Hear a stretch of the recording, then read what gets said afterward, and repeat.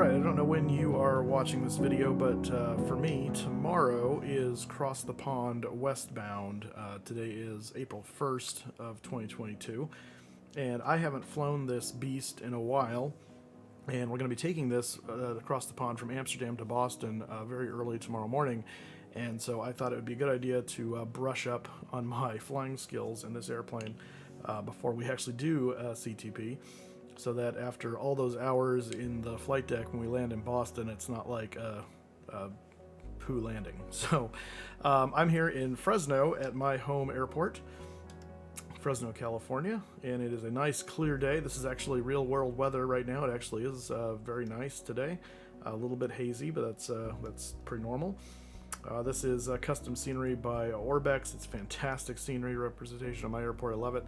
I'm actually parked over here at the cargo ramp just because normally there wouldn't be a 747 parked at the gate here because we don't get 747s here. We barely get 737s here. So there's a UPS 757 over there. There's a FedEx 757 over there. That's actually where they park IRL. It's kind of cool that they've put those guys there. But we're going to take this and do some touch and goes here in Fresno just to kind of get reacquainted with how to land this airplane and at the same time reacquaint ourselves with the systems. So let's go ahead and get on board. Alright, here is the flight deck. This is the Felis 747-200. It's a classic aircraft, so there's no display screens. It's all very analog. It's an INS system instead of an FMC, as you can see here. The 3 INS heads and the flight engineers panel. Now tomorrow the goal is to do a shared flight, and so actually I'll have a flight engineer and a first officer. Today I'm going to do this all on my own, and so it'll be a little bit different than what we're hopefully doing tomorrow, but let's go ahead and get started. I have turned on the battery and the standby power just so we could check the fuel tanks, because when I got in this airplane, the airplane was actually listing to the right side, and when I put power on the plane I found out that the fuel was dramatically imbalanced, and so we have refueled the aircraft. I'll show you what I do for doing touch and goes here. We go over to the tablet. You can look here in the fuel. I'm only taking about 60,000 pounds of fuel, as we're just going to be in the pattern today here at Fresno, so we don't need a whole lot. I don't want to be too heavy because you wouldn't have a ton of fuel when you're landing anyway.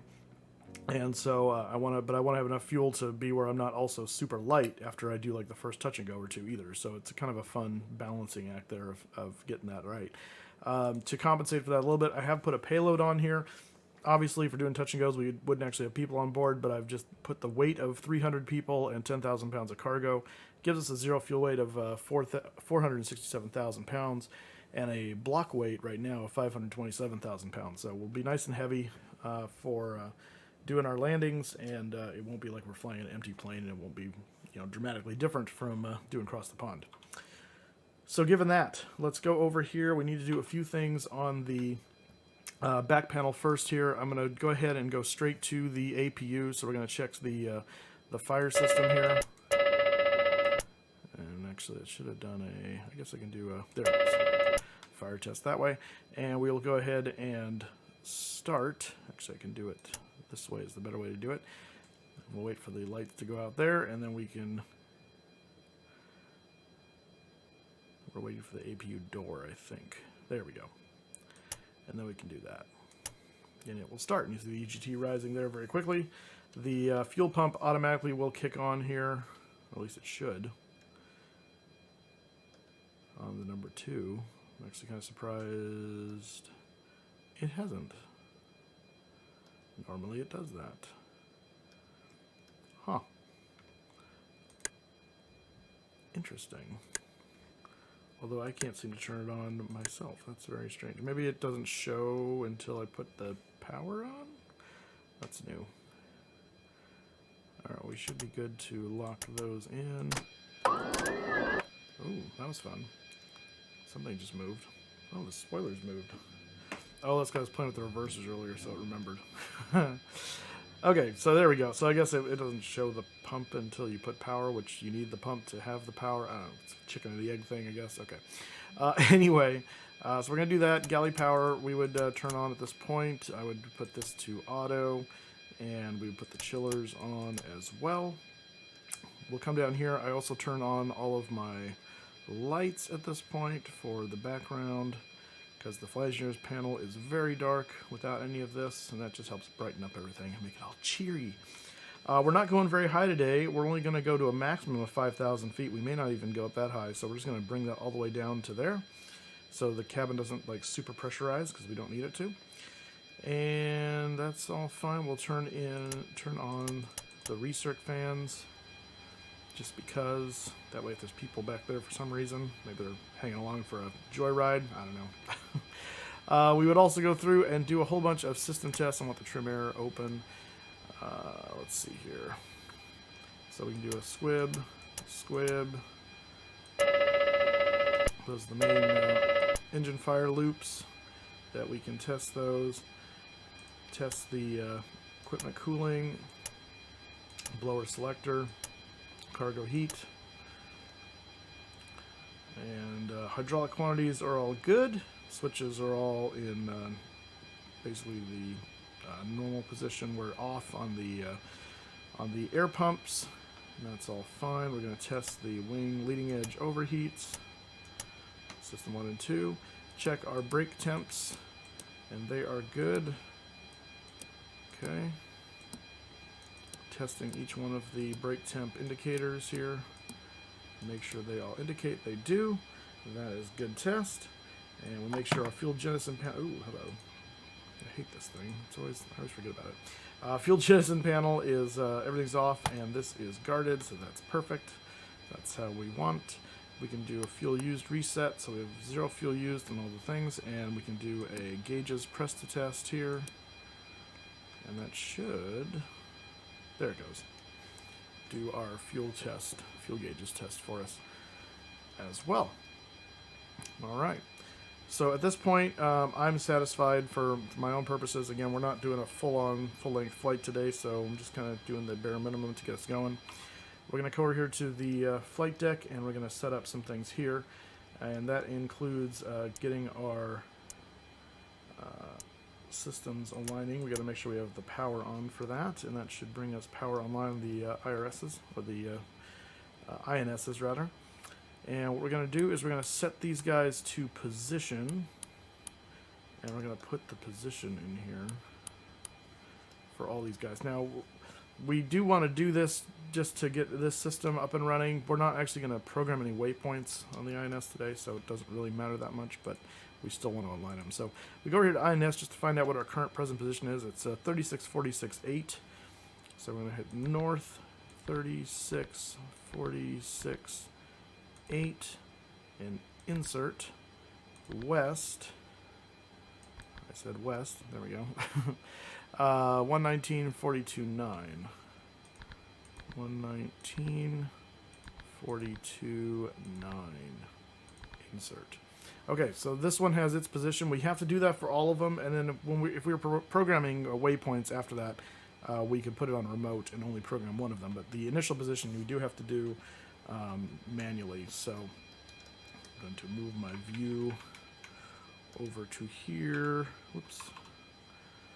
But where I can still see that one. There we go. All right, so we're in position. So north 3646.8. Insert west 119.42.9. Insert, and then we can come over here and do the same thing with this one. North 3646.8. Insert west 119.42.9. Insert. All right, then we're going to throw all of these units over to the last mode here. And I do this not because we're going to use it today, but just so I can maintain my habits. I'm going to put these in triple mix, which is number 4. So hit 4, insert. Oops, that's not 4. 4, insert, and 4, insert. So now they all read 9-4. As soon as we start aligning these, this 9 will count down. Once it gets to 5 or below, you're aligned enough to go. And these lights will turn green. We have to put them in a line now. And the gyros will start spinning up. And you see they've now gone to 8. And they will start to spin down, and as they get closer and closer to 5, basically this is the accuracy number. 5 and below is acceptable. 0 is the best, but it takes the longest to align. But 5 is acceptable. So for across the pond, I would want them to be as close to 0 as possible because we're going long distance over the water. If we're staying over land, I don't care that much. Once it gets to 5, we could go. You can also increase the time this takes. I think we might actually be set to be in quick align right now, or a quicker align. I don't remember. Nav system. It is in fast, so it will align faster than it would normally. Normally this could take like 10, 15 minutes to fully align. It will not do that today. It should go faster than that. So we're already at 8. We'll see how fast it goes down. But there's other stuff for us to do. But you see as that's aligning now, our artificial horizon is starting to kind of right itself and things like that. So let's go ahead and take care of the overhead panel as we get ready to go here. Just looking down the list here, the yaw dampers are all guarded. Auto brakes. We don't have a takeoff position for auto brake anyway. We won't be using them, at least not until we do our final landing. We don't want the auto brakes kicking on while we're trying to do a go-around. So we'll leave those off. Anti-skid systems should go on. Body gear steering should be armed. We do want to make sure our nav lights are on since we've got power on the aircraft. And coming down here, the engine systems are off. Compass is slaved. That's good. We don't need the HF radios. We're not going anywhere very far. I will turn the background and overhead panel lighting on. We can check the wheel well fire detect system, and we can check this. We're looking for a double bounce. Double bounce we have. That is good there. Standby. The ignition system is in normal at the moment. We're going to put the emergency lights to armed and close that. We will lock the cockpit door. No smoking and seatbelt signs we'll go ahead and put on right now since we're going to push in just a little bit. And coming down here, this is all more HF radios. We don't care. This compass is slave, more engine instruments. I'll bring this over here so you can see it better.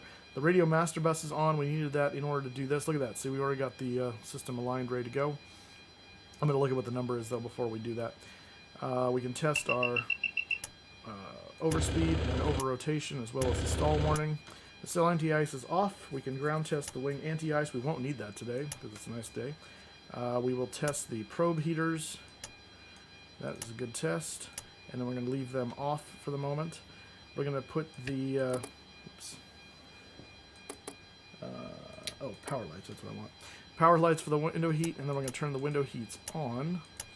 And that will allow us, when they actually click on, to see those go in and out. And those will cycle themselves. It's warm, fairly warm today in Fresno, so we don't really need to worry about it. And then we can check our indicator lights here and make sure all those lights are working. Checking on the main cockpit, and that looks good. Fantastic. That can go back to off.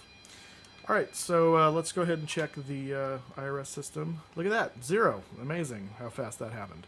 So, no, normally that would take like a good 10-15 minutes to get down to 0, but since we're there, we can go ahead and go to nav, and nav. At this point now, you can move the airplane. Until you do that, do not move the airplane or you will screw up the alignment. Don't want to do that. Okay, and furthermore, coming down, we are set to 2,000 here. We're not on VATSIM because I'm just doing touch and goes, so there's no need for that, but I'd like to double check it anyway, make sure that's 2,000. 122.8 is Unicom, which again, we don't care because we're not on VATSIM. We're pilot edge today doing our touch and goes. We're just doing it offline, so it really doesn't matter, but they're there. We'll also turn these panel lights up and these panel lights on. And I want these panel lights on. And there's ones back here that I can't see because the chair is in the way. There we go. Center pedestal. Just light up everything, make it look nice and cheery. And we're ready to go. Okay. So the plan is, actually, let me check the weather here because we are using real world weather. I guess I should probably do that. Where is my app? There's a great app for checking current ATISs and stuff for, or METARs rather, called Aero Weather. I know it's for Android. I'm sure it's for iPhone. Usually if it's for iPhone, you have to wonder if it's for Android. But fantastic way to look up METARs from around the world. And so I use this to check current weather. So 36 minutes ago, the reported METAR in Fresno here is winds 300 at 3 knots that are calm, but they are favoring 29, which is what we're going to use anyway. 10-mile visibility, clear. temperature 1.8, dew point 8, altimeter 299.6. So we're going to go down and change our altimeter, which I'm going to zoom in to do that because it's kind of hard to see. 299.6 is what we're looking for. There we go, and that matches about field elevation, so that's good. We'll leave the standby on 2992. I'm going to check the warning off. I think that's because my other side now is not set. Yeah. So we'll change this to 299.6 as well. There we go. All right, that is set. Next thing we're going to do is we're going to change the initial heading to be runway heading, which is 292 here in Fresno. 29 right is what we're taking. 292. We're going to set the altitude to 5,000. I don't know that we'll actually go up to 5,000, but that way we don't go higher than 5,000. And the course we're going to set to 292 as well, because I'm going to program in the ILS, which is 111.3. That's actually already set there. Perfecto. And we'll get our speed setting here in just a second. We're going to do some performance data over here. So, one last look at the, I'm just make some notes here on the payload. So we're sitting at 0 fuel weight of 467,006 and a block weight of 527,005.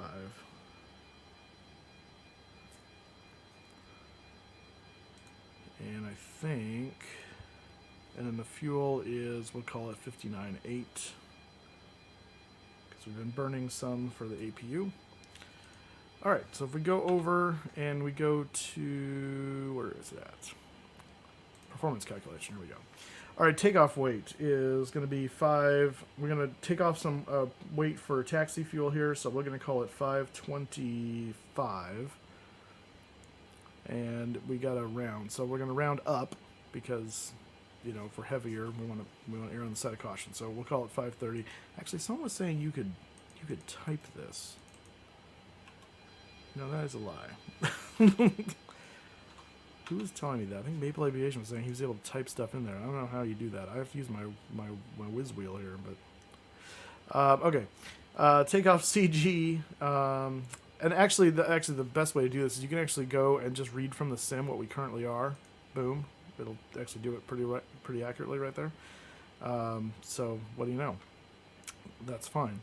27 degrees on the, because I don't know how else I don't know if it tells you this actually. Maybe it does. Maybe I didn't look. Oh, it does. CG 26.9, 28.7. It's close. Oops. 27, yeah. Okay, so runway length here in Fresno is, the runway we're taking off is 9,539 feet. So we'll call it 9,500. Airport elevation is about 400 feet. It's between 300 and 400 feet. We'll call it 400 feet. I think it's closer to that. Runway heading is 290 roughly. We're not going to worry about the slope. Runway condition is dry. The outside air temperature is 18. And the pressure is 299.6, as we saw. The wind is 300 at 3. Oops. There we go. And you can read that from the sim as well. But it'll only read the weather. It's not going to do this. You have to do that. And that gives us our V-speed. So we have a V1 of 119, VR of 127, V2 of 146. And you can see our flaps. Flap speeds, flap 10, 159, flap 5, 179, flap 1, 199, flap up 219. And we can just say set the speed bugs, and it has now set our bugs for us right there. But 146, we want to make note of that. Stab trim, 3.3 units, and initial pitch is 18 degrees.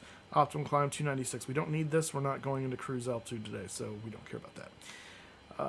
3.3 units. I'm going to make a note of that. And because we'll set that after we start the engines, and then 18 degrees of initial pitch up. So for the pitch up on the 18 degrees, that's this guy right here.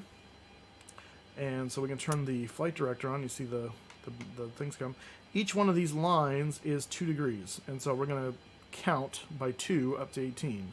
So we're at 0, 2, 4, 6, 8, 10, 12, 14, 16, 18. Right there. And you see the pitch bar now has jumped up here to about 18 degrees. So that's what we're going to pitch to initially for climb out. Now, initially, until we're kind of leave the ground, we're not going to rotate beyond 15 degrees because otherwise there's a risk you strike the tail. And so we're going to try and keep between 10 and 15. And then once we know we're a positive rate, we'll pitch more for that initial 18 degrees. All right.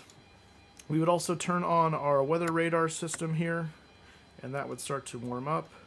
We won't turn the weather radar down here. This is just the screen. The actual weather radar system is down here. We would turn that on once we're away from the ground environment so we don't irradiate anybody. But we are ready to go, and it set our 146, which is our V2, right there for us when we hit those speed bugs. So our MCP is now set, motor control panel, and I think we are pretty much ready to go. So what we're going to do is we're going to call for Mr. Better Pushback, and it looks like we do have the makings of a push, but we're also going to pull forward, and you do this specifically in the 7.4.2 because of the body gear steering, and you want to straighten those wheels out, so we have them pull us forward after they push us back. So we're going to do that. All right, Captain, got the directions. Let me know through the menu when you're ready. All right, and we are. So let's go ahead and have him come and get started. Great news, Captain. Your tow's coming. Fantastic. Okay. Now, I don't think I've got anything on the ground environment here set. No, okay, set. So we're buttoned up. We're good to go. Buttoned up and good to go. All right, while he's coming, let's go ahead and take a look at our panel back here because we do need to set some things in preparation. So first of all, we need to turn our engine bleeds to on.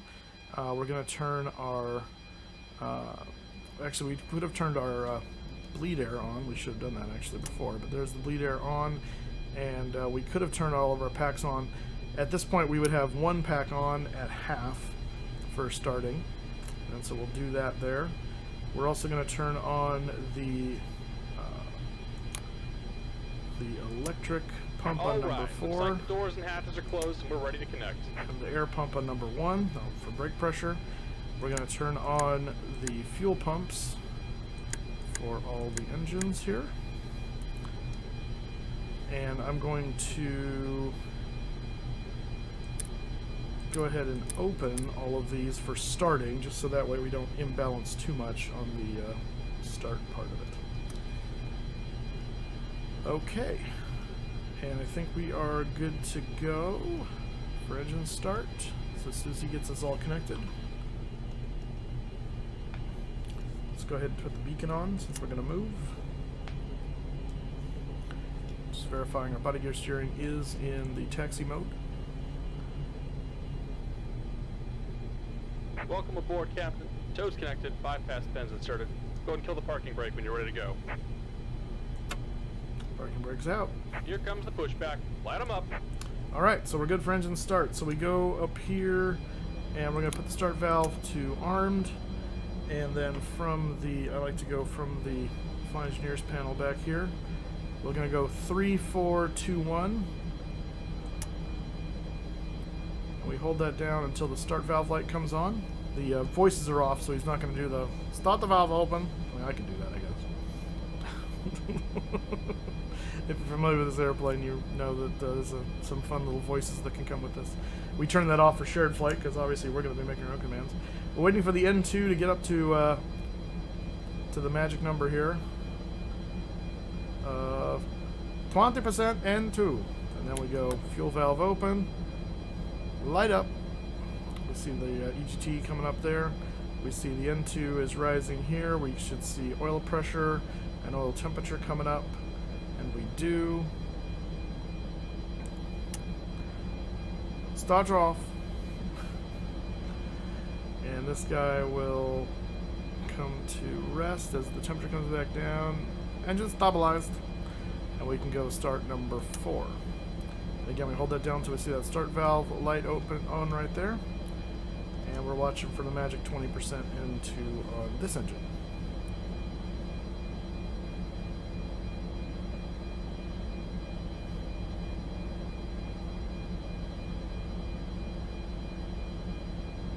There's 20%. Fuel valve open. And we have light up.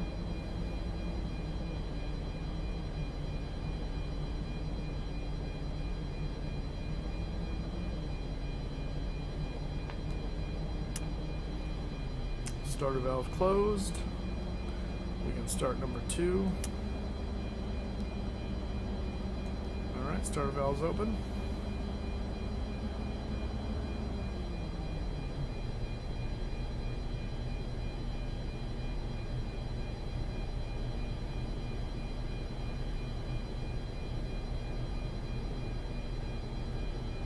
There's 20%. Light up number 2.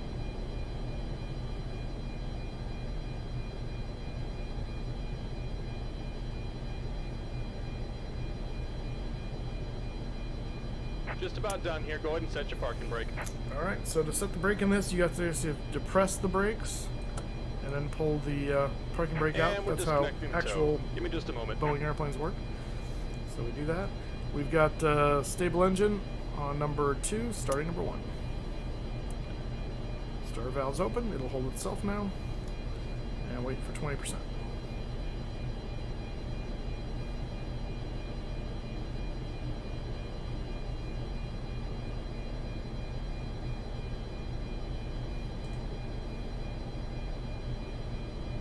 There's 20%. Fuel on.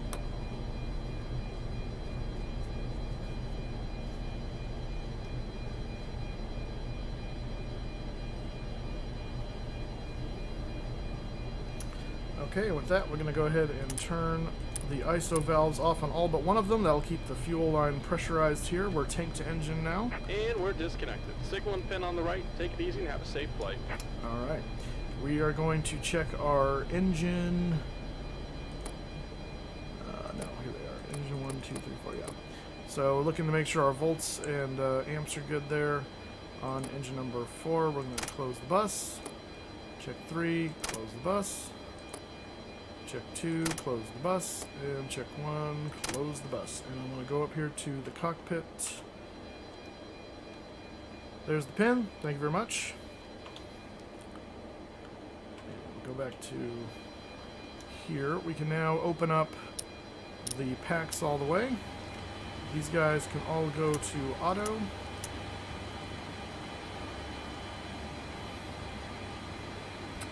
That pumps on too. That's automatic from the APU. APU is not needed anymore. We'll turn the bleed air off first, and then we'll stop the APU.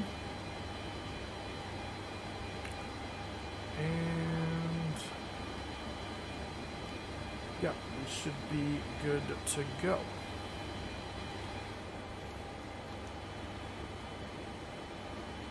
Alright, well now we're going to leave the body gear steering on until we get to the runway. We're going to turn on the inboard landing lights, which are going to act as our taxi lights.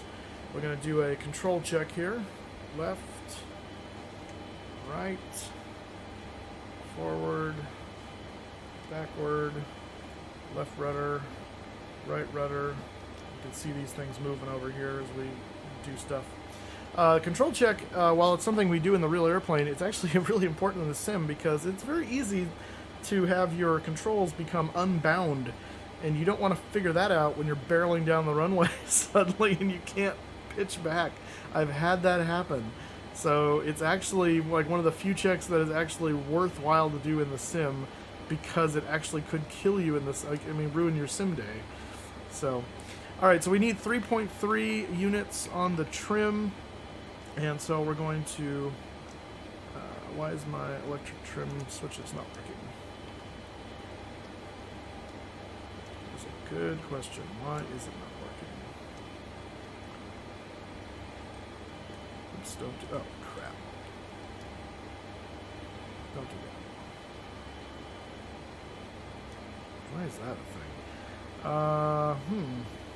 Okay, I need to know why my trim's not working.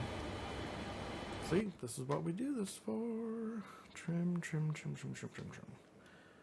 Okay, trim A, B, D, yeah, okay, so they should be working. Does the 7.4 like a different system? 7.4, maybe it does. Trim, does it have its own trim thing? I don't see it. AP, pitch.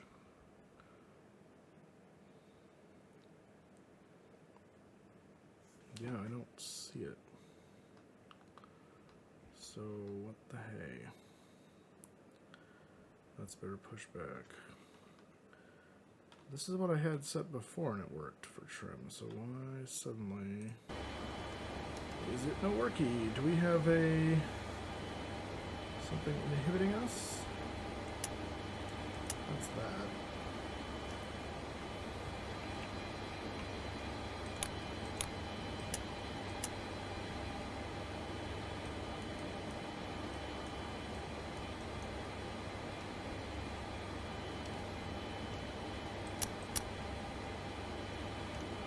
Huh. What the heck?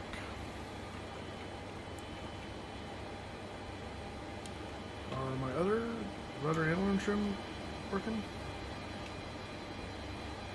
Okay, rudder trim's working. Which now I gotta figure out where it was. Okay, that's centered. Yeah, rudder and aileron trim are working. Why is elevator trim not working? Does it want it only to be... What if it doesn't like having it in... Cancel. Let's do... So it's pitch A, up, down, B, up, down. Is there just... Let's see. Pitch trim down. Let's do this. Apply. Pitch trim...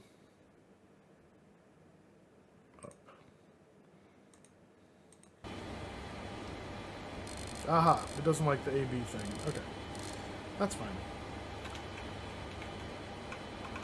Alright.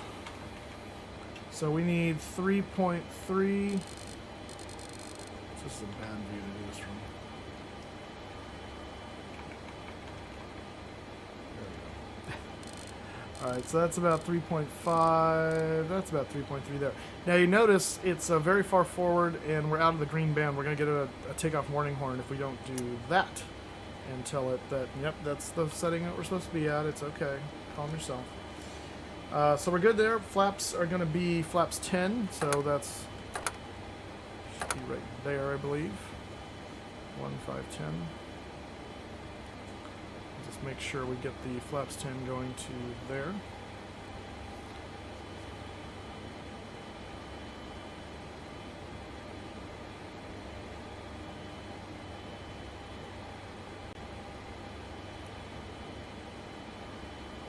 And flaps 10 are set. Okay. Alright, clear on the right, clear on the left. I'm going to go up and do the inboard and the runway turn-off lights. Release the brakes. And forward.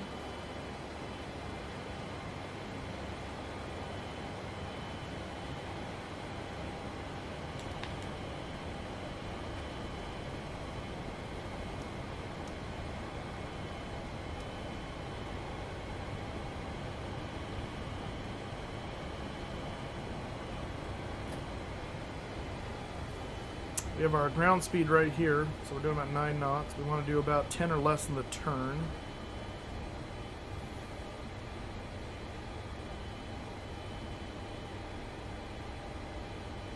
There's a big lady. I'm going to give her a lot of space. Get a little bit of power in the turn so we don't lose all our speed.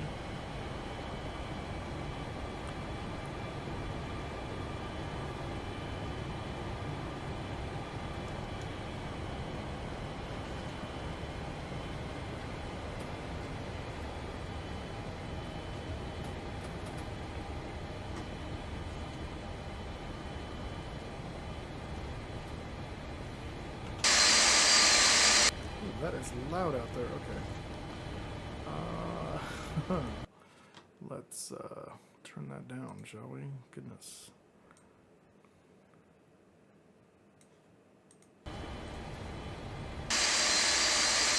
Didn't seem to help very much, did it? Why is that not... I'm just curious now if it does anything. Oh, it does. Okay. Alright, this has to be down quite a bit. A window view here. I have on my livery, I have edited the windows so it is a lot more clear. The ones that come with the Felis are very kind of yellowy tinted and nasty, which I guess is more realistic, but if I'm going to look out the window, I want it to look nice. So, advantage of the sim, I keep my windows clean.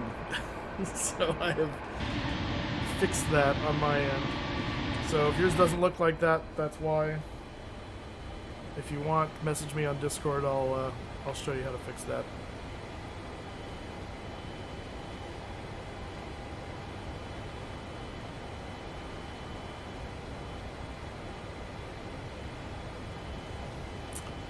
One thing we didn't do, actually two things we didn't do. We should have turned the probe heat on at this point. And we also should turn the transponder on to TARA. Again, we're not on VATSIM, so the transponder thing isn't really a necessity, but it's a good habit to build. That's what we're doing today. It's all about habits and remembering the landing procedure for this aircraft.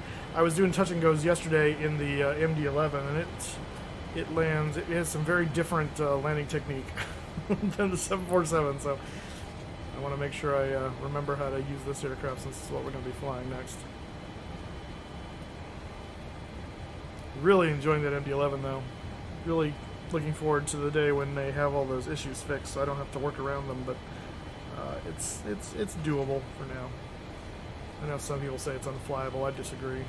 It's not ideal, but it's definitely not unflyable. At least not for me.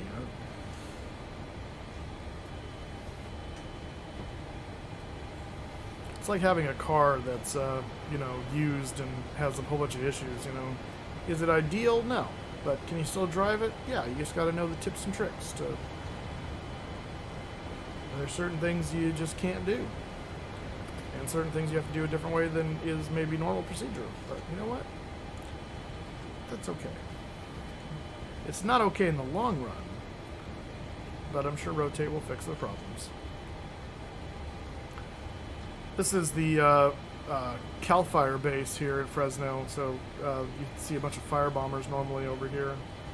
And during fire season, they'll be flying out of here all the time and dropping water on retardant on fires and what have you.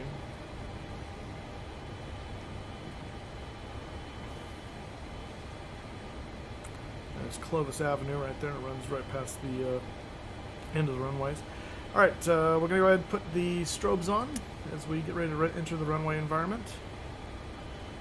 If we were on VATSIM at this point, we'd be calling and saying, hey, we're taking off, but we're not going to worry about radio calls because we're on VATSIM, so we're not talking to anybody.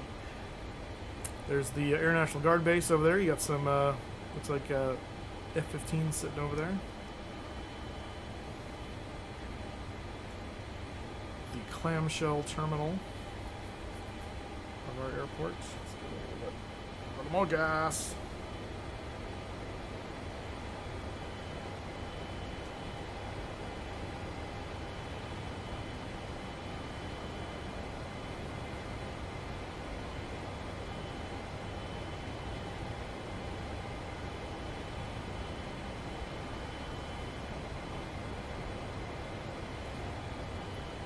Alright, as we straighten out on the runway here, we're going to turn off the body gear steering. The landing lights are going to go full on. And we are ready to go. So I'm going to push the throttles up to standing up position here. Around 60% in one. There we go. Stable.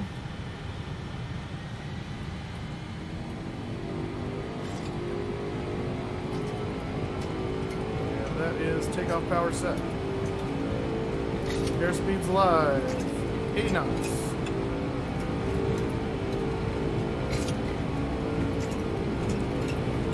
V1. Rotate.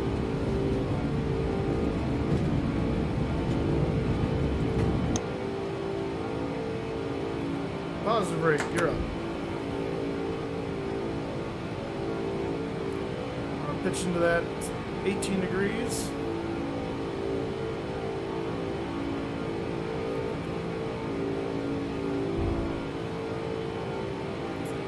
As we pass 1,000, we'll go ahead and pull the power back.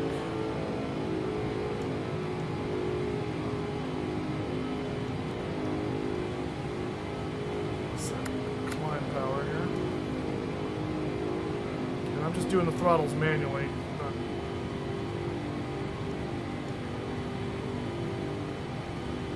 Start our turn. I think we'll go up to about 3,000 feet. We'll pass 2,500 here in a moment. We can go to flaps 5.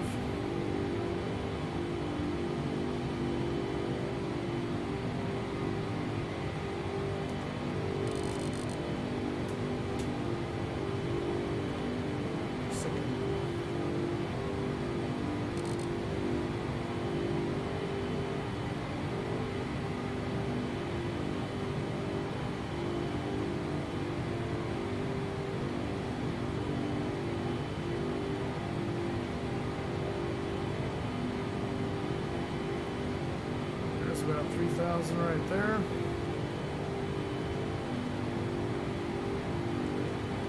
We'll go flaps 1.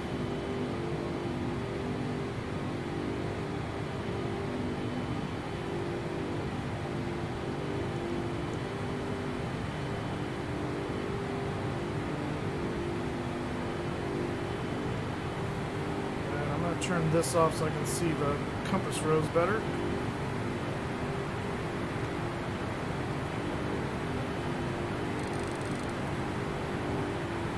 Pull the throttles back because we're going to exceed 250 otherwise.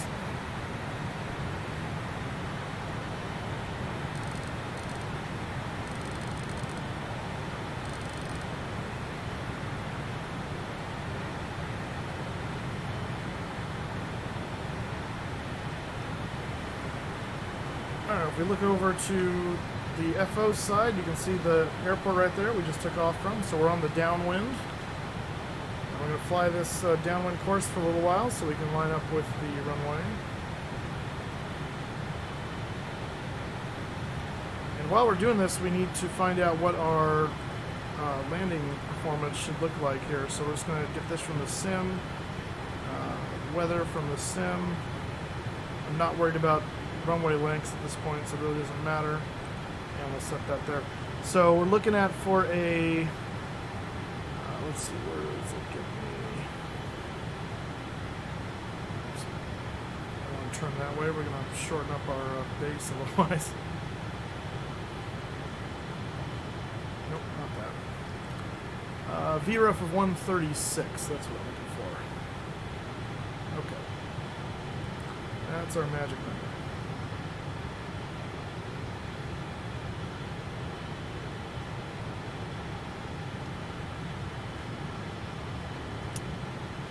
If we do that altitude hold there, now the pitch bar will actually work in our favor here. I was going to ignore it before. But I'm actually wanting to descend a bit here. So, all right, let's go ahead and start turning back toward the field. No need to go out too far.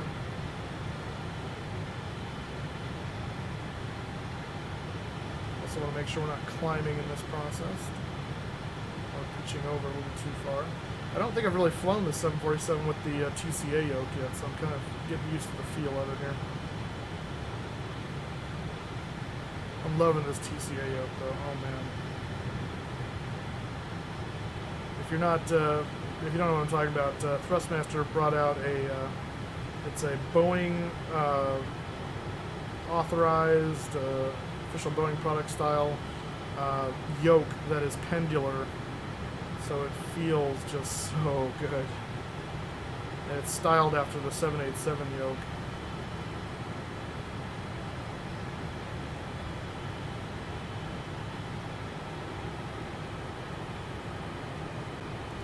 Alright, so we're flying through the localizer right now, so we're going to have to correct backwards a little bit. It's probably a effect of us flying in toward the base a little bit when we weren't supposed to, but that's okay. There's the runways right there.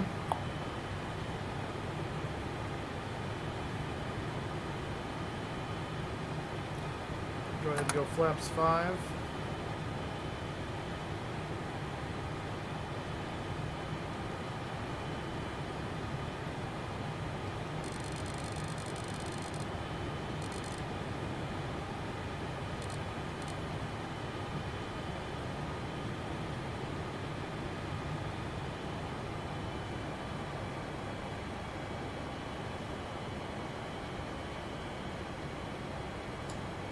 Flaps 10 and gear down.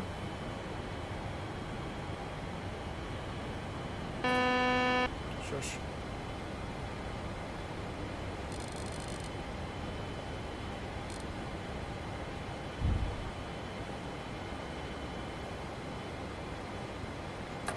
Flap 20.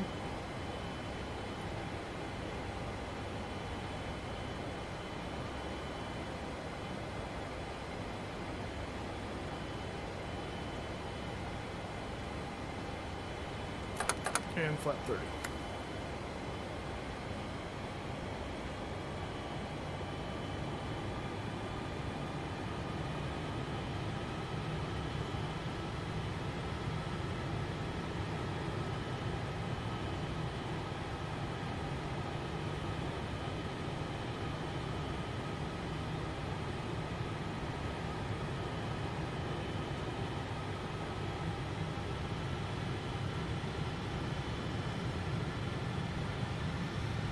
As much as we can, if we can stay on speed, that will help.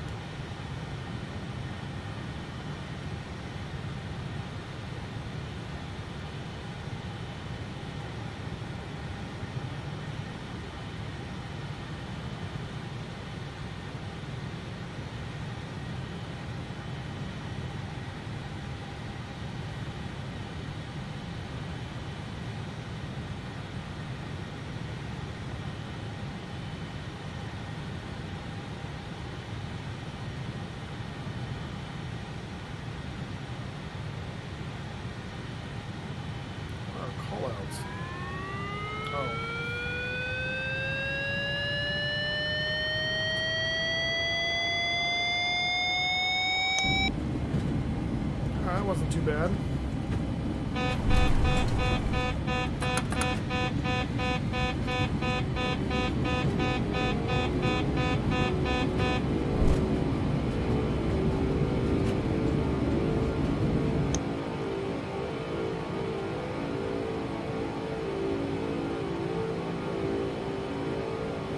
Kind of wanted to float there for a little bit.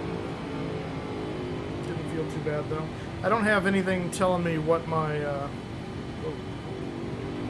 it's not fall out of the sky.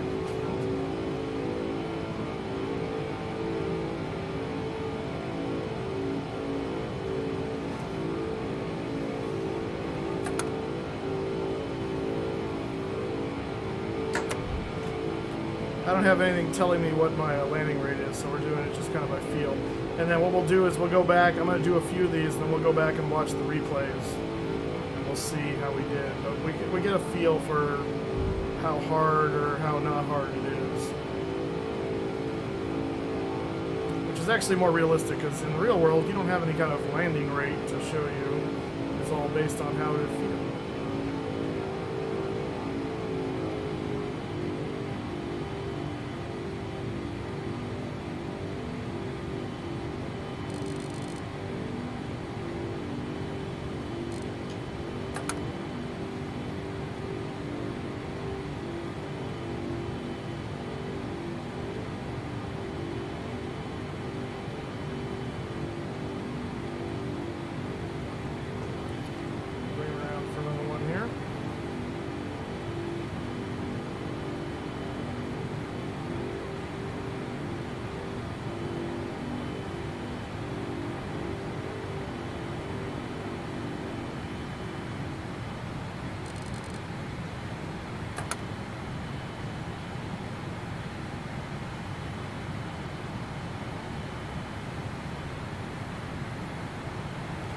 This is a procedure I recommend doing with any new plane you ever get in the sim. Just practice your landings over and over again, because that is really, I mean, once you know the systems, the landings are the trickiest part, especially with big airplanes like this. I mean, a Cessna, I mean, you got a lot of grace, right, with the Cessna. You're coming in at like 60 knots, 9,000 foot runway maybe. You can float all day and be fine, it doesn't matter. But you float with this guy too long, run off the runway. Yeah, these things are easy to slam too, because they weigh so much. If you get the speeds wrong, then you could be in a world of hurt pretty quick.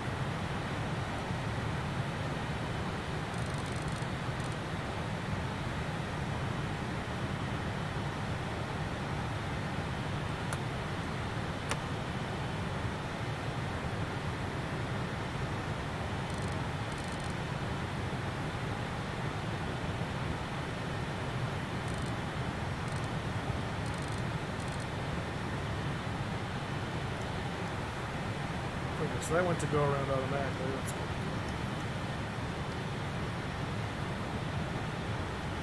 That was something I didn't do. I should have put that in go around so that way we had full power thrust bugged on the beepers. But I think it did that for us at a certain point. It might snap to that when I put the gear down, I'm not sure.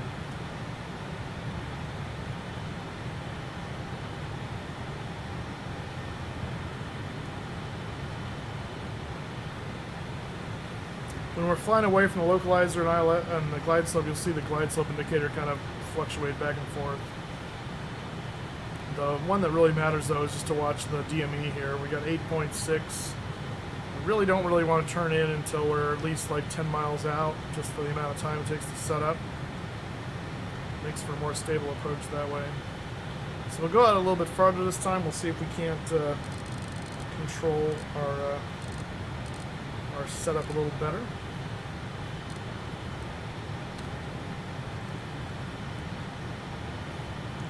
And then once we get the long form down, the other one I want to do is kind of a short visual, which is I'll leave the flaps and gear in earlier, and we'll just kind of do a hard bank around to the airport and do a kind of a short crossing landing visually.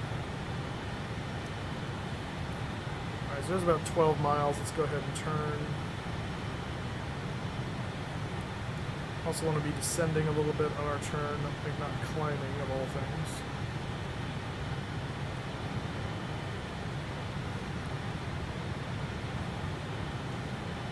Bring the power back a little bit.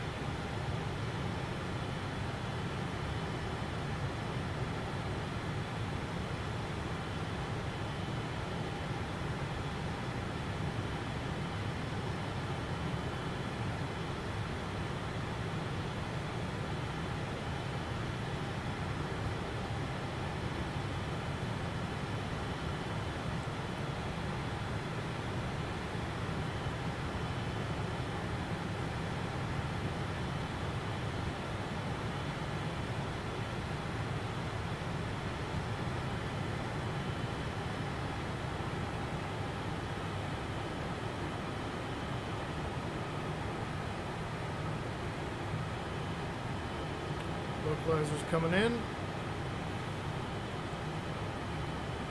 There's the runway is way out there. Below the glide slope at this point, which is good. It's where you want to be, so you can intercept. Go flap 5.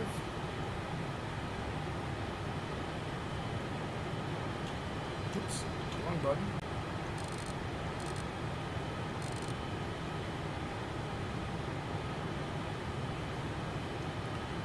Trim the airplane out a little bit. That's the clicking sound you guys hear occasionally. That's me hitting the electric trim.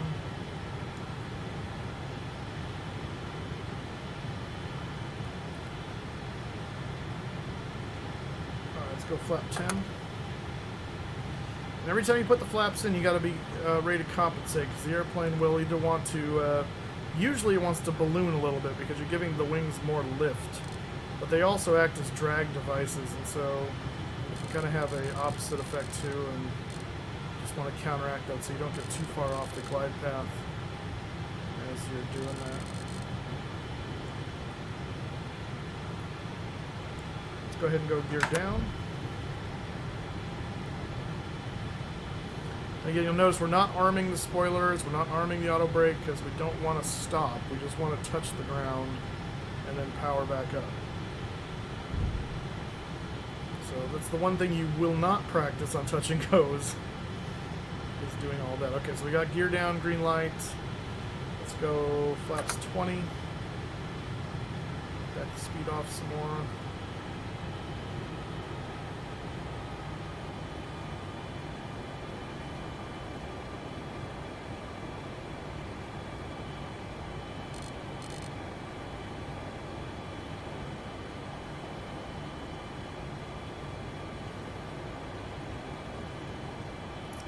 When you're landing visually, you want to look all the way down the runway. That'll help you feel for an idea of what is straight on. If you just focus on the end of the runway only, you could end up not landing straight down the runway. But if you're looking all the way down the runway, you can keep the entire runway in sight that way, and you get a good picture of what is straight down the runway. Alright, flaps 30 coming in. So we're a little off to the side here, not that much. We're looking pretty good. I've got the localizer on. I'm just kind of referencing the glide slope occasionally. I really don't care about the localizer at this point. It's really all about the glide slope. I've got a good picture of the runway, so a little fast. So pulling that speed off a little bit and getting us down.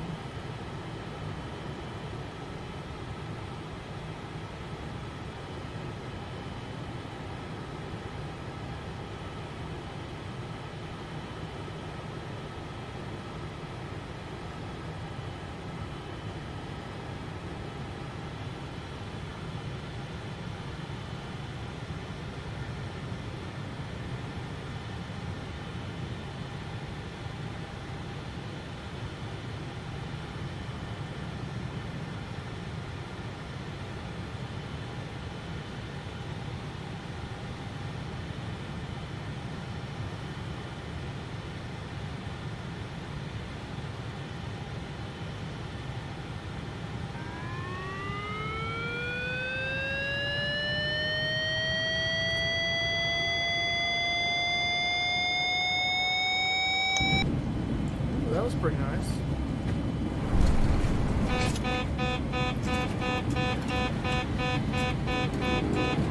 Take off power here.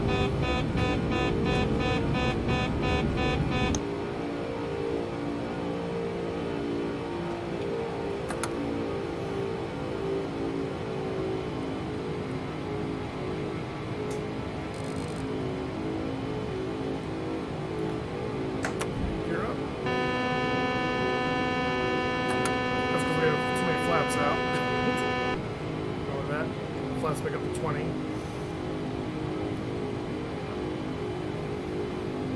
Alright, I'm going to leave the flaps down at 20. And let's try and do a short approach. See what that feels like. Which means we're not going to climb nearly as high either. So we're going to keep it right around 2,000, 2,500 if we can here. Our best.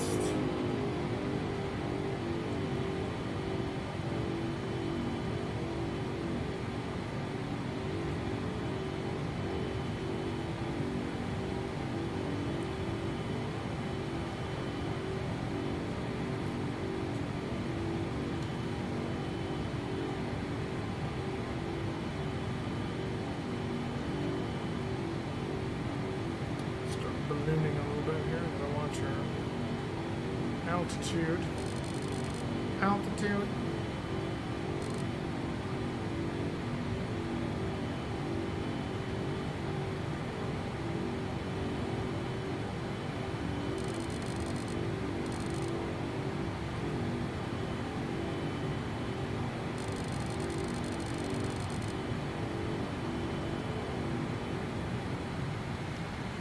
Speed back to it. So here's the airport.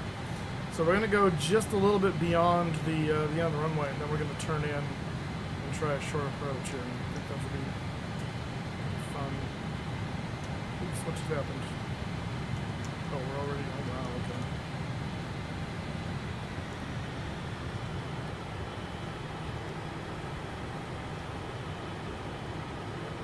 Fast for 20 degrees flaps, that's why.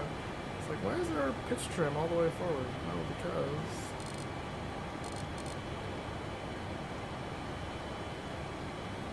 So there's the end of the runway.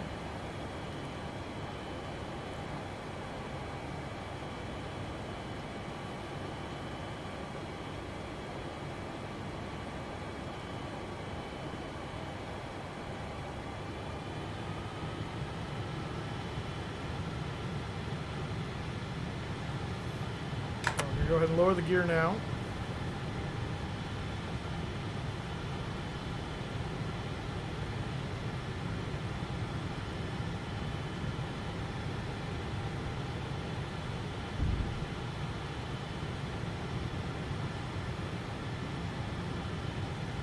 It's got 5 DME. Let's go ahead and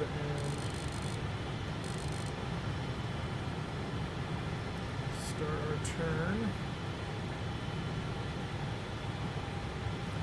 Very important to watch our speed because we're slow.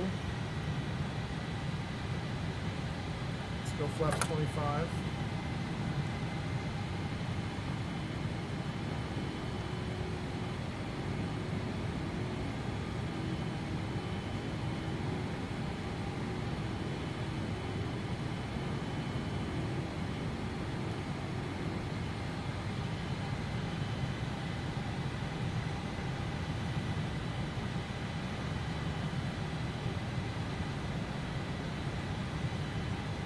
That.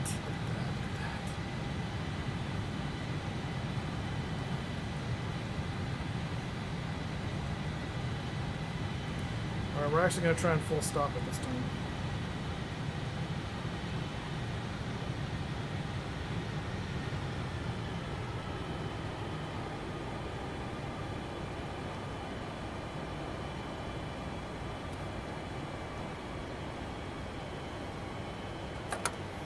About 30.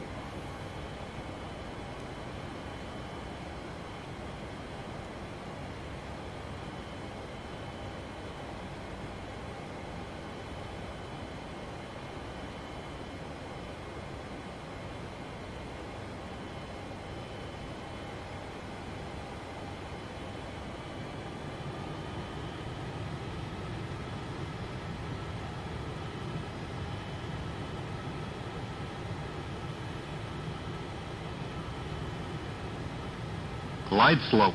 Shut up. Glide slope.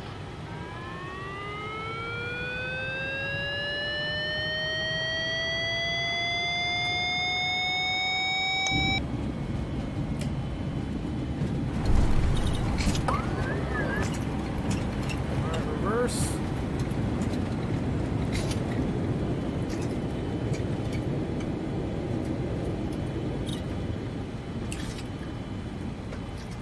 Reverse out. Alright, that wasn't too shabby. We'll see what that looked like. Now we'll go back and we'll look at all 3 of the landings and we'll see which one felt the best. I kind of think my second one was probably the best of the bunch. That one was a little more sketchy, the one I just did, but I think still better than the first one, I think. But we'll see.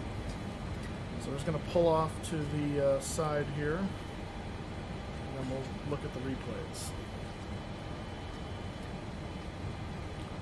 This is something that you can do in the sim, you can't do in the real world, you can do in the post-game.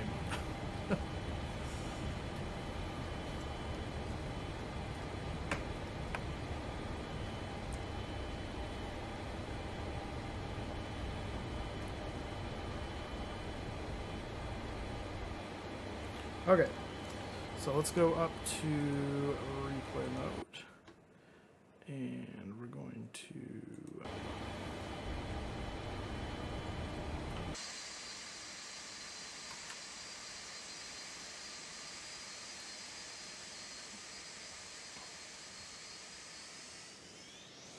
unfortunately there's a lot of like helipads and stuff around here, so it keeps thinking those are the runways I want to use. And oh gosh, dang it.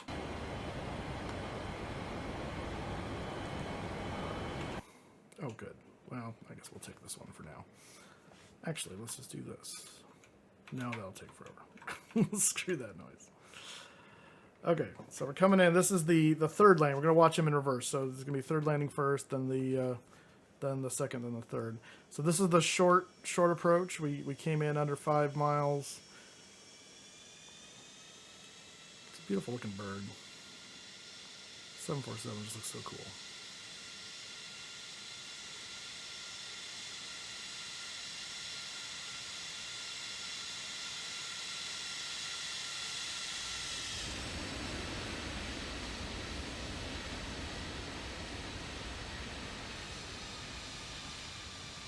That was pretty nice. I mean, it's a little firm, but I mean, that was pretty nice.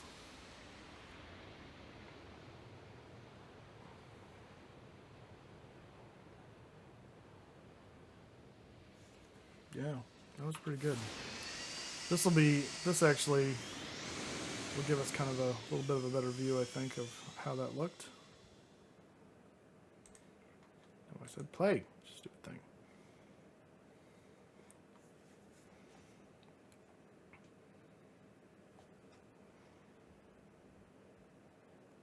This is how we do plane spotting in the simulator. Look at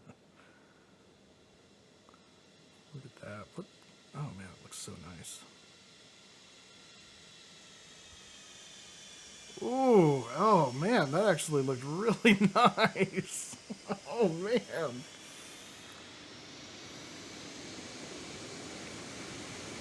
I think we're ready for Cross the Pond. Jeez.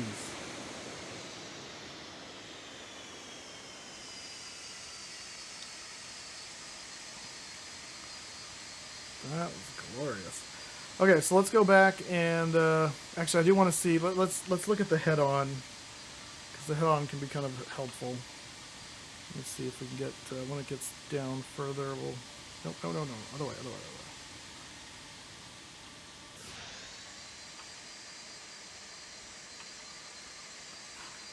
Okay.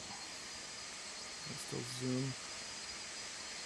I had this shot, but then the zooming disabled itself, so I had to go back to whatever. Okay, so let's go back.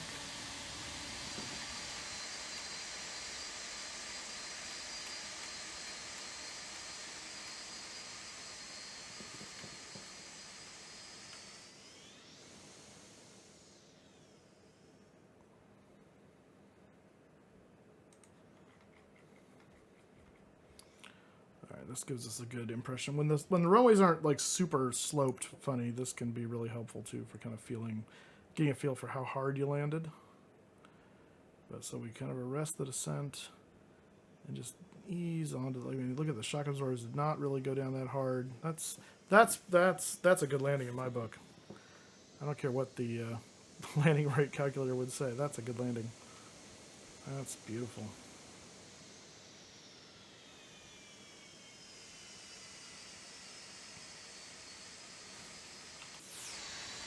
Cool. Okay, so let's go ahead and we're going to jump this back to landing number 2, which is this right here. All right, so this is the second attempt. This is the long approach. This was about from 12 miles out or so. Much longer approach. Again, none of this was using the ILS as far as coupling. It was all of this was hand flown. The autopilot never was engaged. We use the ILS for reference.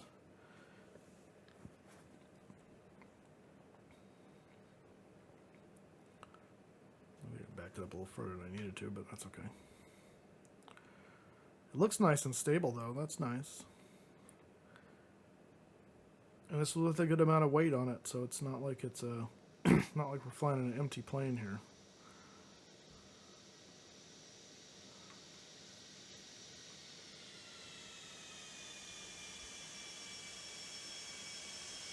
Yeah, that was good too. That was,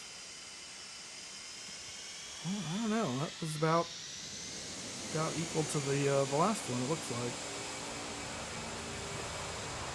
So there was no reverse here. We just powered straight back up and took back to the skies. So there we go.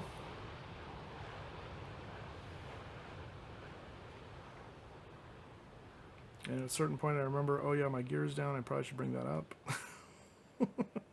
There it goes. All right, let's go ahead and find landing number 1. Because landing number 1 always is the sketchiest, I think, because I haven't done it in a while, so it's always the first go, feel for the airplane. There we go. All right, so this is landing number 1. So this should be the worst of the bunch. I don't think it was bad, but I don't think it was as good as the other two. I don't think. But we'll see.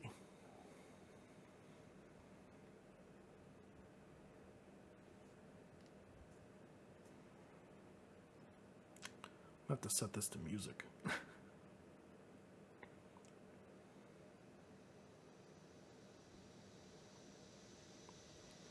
There we go.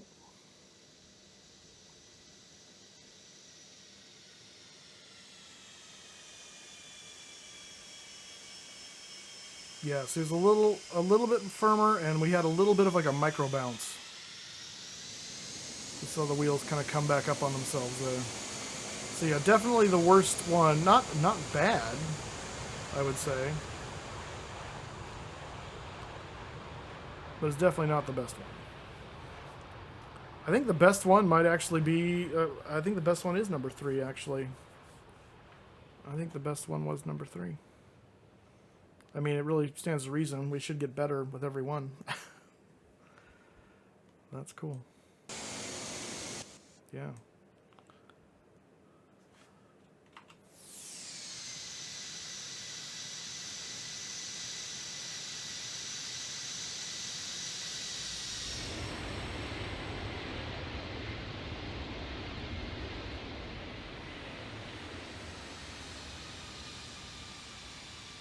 Yeah, that was a bit firmer. You can really see that from the back. And then throttle up, and nose wheel should come off here in a second. These were all very, very nicely, like, almost on the center line, so that's good, considering we're doing it visually. So yeah, I was pleased with that.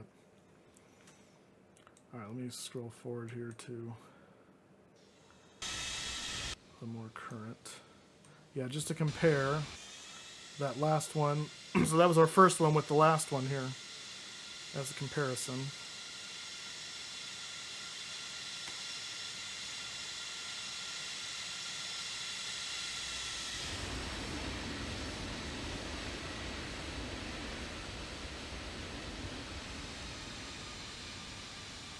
Yeah, see, a little less forceful in the mains. And of course, this one we have spoilers and reverse because we're stopping. All right, we'll go up there. We're going to toggle off replay mode. All right, so let's taxi back to the stand. Let's get our flaps up here.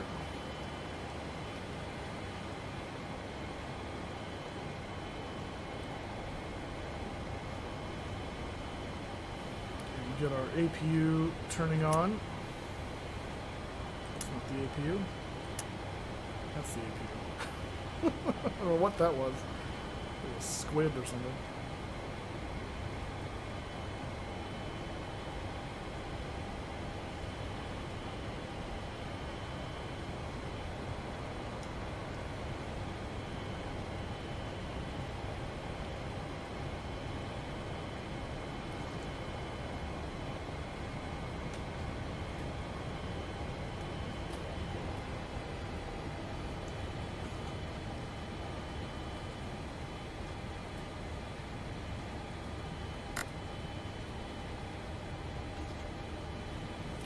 Alright, we're just going to go park back here on the cargo ramp where we were. We'll shut her down. Let's turn the landing lights off. Body gear steering should actually be on at this point. The strobe can be off now. And turn the pitos off. Since at this altitude and at this temperature, they're not really doing anything. And we're going to turn them off in a moment anyway.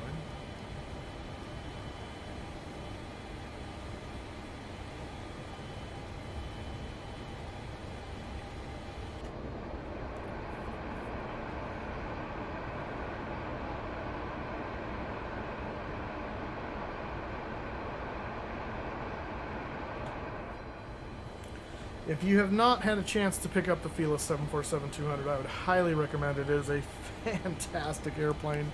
It is so much fun to fly. And because it's a classic, it really is a little bit more of a challenge than your typical Magenta Line airliner. So if you want to stretch your flight sim skills, your navigation skills, maybe your hand flying skills a little bit, I highly recommend. Learning how to do the INS is really cool. There's a couple different videos I'm sure out there for it. I might just do one here one of these days as a tutorial for the Felis.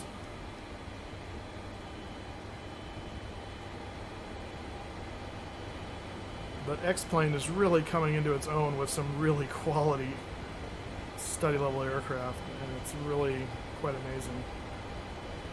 We should be getting some really nice aircraft for Microsoft Flight Sim here pretty soon too. I mean, we're really entering in a kind of a golden age of Flight Sim. It's really nice. We got great competition, great airplanes. VATSIM has been hopping. Pilot Edge is an awesome, awesome service. You can never check that out for, constant ATC on the West Coast. It is a paid subscription, but very professional, very worth it. It's just super cool.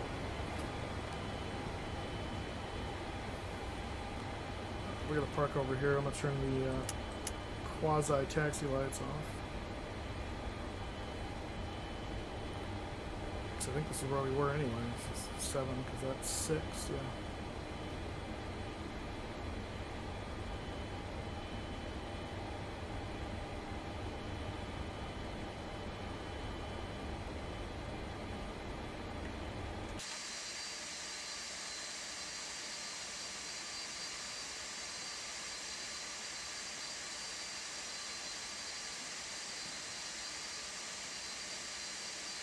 Go ahead and stop right about there. Right there. Alright, go ahead and pull the parking brake. Throttles are idle. Good. And we should have APU power up. We'll go ahead and hit the bleed on. And we will turn the gens on and cut. Why can't I cut those over? Should I be able to take over? Oh, no, because the APU did not start. I thought I hit the start. I never actually hit the start switch. Scooby Doofus. Oh my gosh.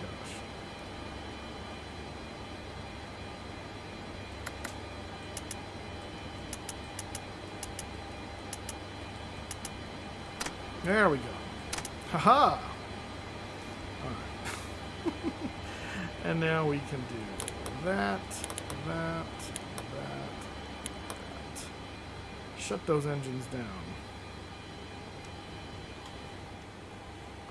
Turn transponder off. Or to standby, rather. Turn the letter displays off. Close the body gear steering. Anti-skid can go back off. Open the cockpit door. And we're here.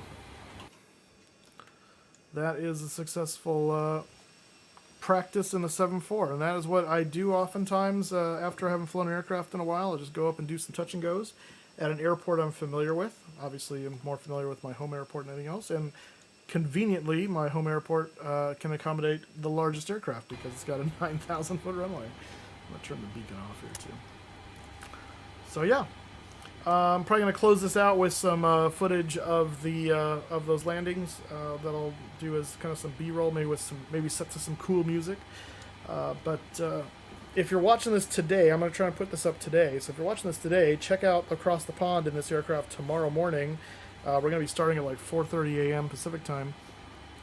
If you're watching after that, the VOD should be available on Twitch for about 60 days, I think it is, before they pull it down. And I might pull the VOD of the Across the Pond. I might. And make a YouTube video out of it just for posterity's sake. Because I didn't do that for the last one, and someone was looking for that since we are flying the Classic again. We flew the Classic for the last one from Miami to Paris. This one's Amsterdam to Boston. So, but a lot of fun. All right, guys. Thanks for checking out. And like I said, just recommend you guys do some practice takeoffs and landings in your own aircraft just to keep your confidence up, get good at it in the sim. That's an easier way to do it than trying to sit there for 4 hours and fall in the magenta line and then trying to figure out, oh shoot, how do I land this again? And you only got one shot. So easy way to get some practice in, and it doesn't cost anything because fuel's free in the sim. Check me out on Twitch at twitch.tv/Mustafa. We'll be streaming Across the Pond, and I generally stream on Thursdays, Fridays, and Saturdays. Would love to see you over on Twitch. It's free. Just you don't even have to. I mean, it's better if you have an account because then you can chat. But You can actually just watch without even having an account. But the account's free, so who cares? So, anyway, talk to you later. See you next time.